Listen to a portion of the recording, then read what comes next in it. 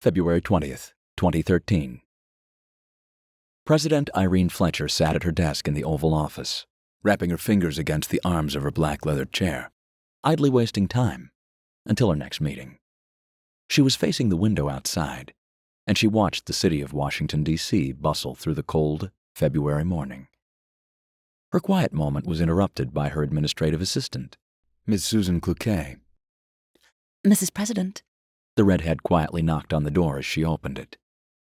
Irene turned around in her chair to face Susan. Yes, dear. Is there something I can help you with? The director of the CIA and the Secretary of Defense are urgently requesting to see you, ma'am. They say it's important. Do you want me to let him in? The president cleared her desk and motioned with her hand. Yes, of course. Let them in. Irene stood up and prepared to greet her guests. The 63-year-old president of the United States was wearing a navy blue two-piece tweed suit with a white, ruffled front long-sleeve blouse. A pearl necklace was draped across her neck, and she was wearing nude sheer nylons with glossy black heels. Supporters and opponents of Mrs. Fletcher called her a cross between Queen Elizabeth and Ronald Reagan, and they couldn't be more right. She had a warm, friendly smile, but leaders around the world knew better than to mistake her kindness for weakness. She was an excellent strategist, calm and collected. But she was also a sleeping dragon.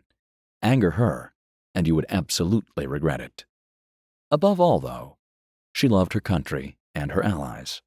It didn't take long for America and the rest of the world to fall in love with her.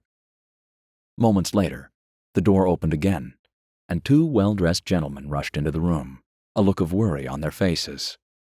Lyle Ho Chi Bien, the director of the CIA, and Larry Bloomberg, the Secretary of Defense, entered the Oval Office.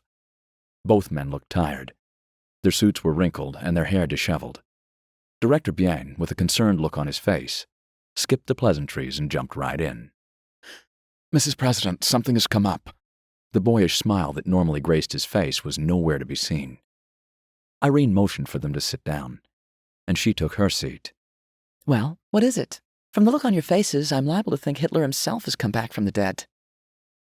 The Secretary of Defense pulled a gray laptop out of his briefcase, opened it, and turned it to Irene. On the screen was a picture of a power plant set beside a river. It was surrounded by what looked to be farmland, which, in turn, was surrounded by a large city. While Irene was putting on her glasses to look at the laptop, the Secretary of Defense asked, "Do you know of the Bushehr power plant? It's a Russian-built nuclear plant that has been essentially dormant since the 1990s.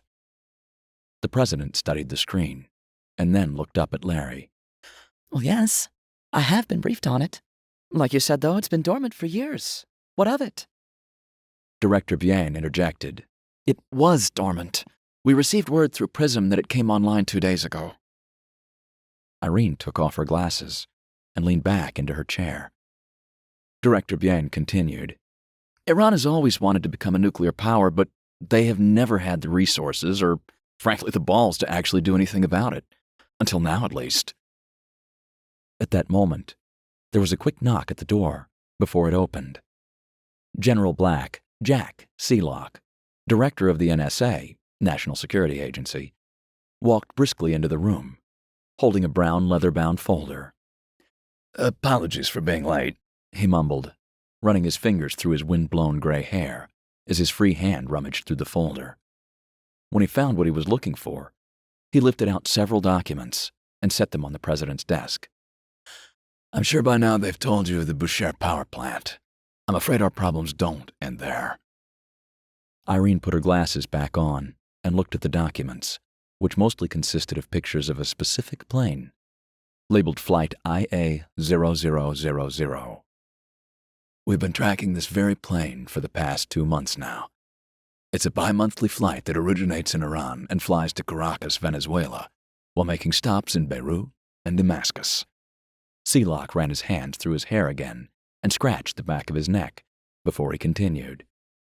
"The plane always uses the same flight path on the same days, just like clockwork. The strange thing is that even though it lands at public airports, it never passes through any kind of immigration or customs.